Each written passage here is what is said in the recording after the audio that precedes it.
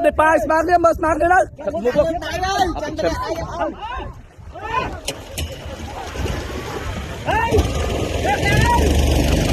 ôi da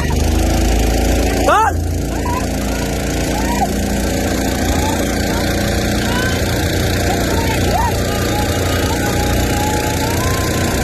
ê bài thật đi đây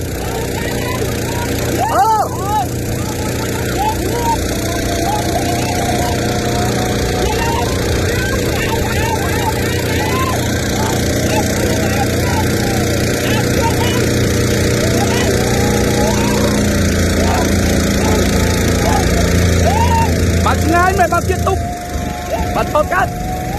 tiếp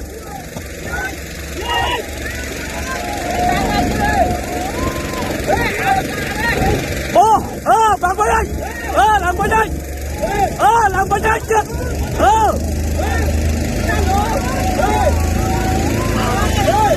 làm vào đây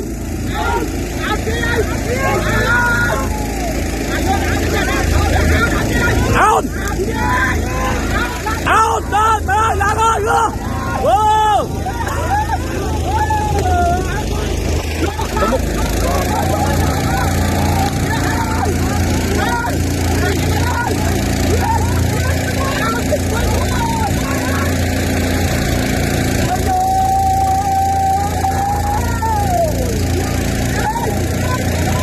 một tiền vui vâng bôi bôi ơi rồi mà làm bây giờ bộ làm bây giờ bộ làm bây giờ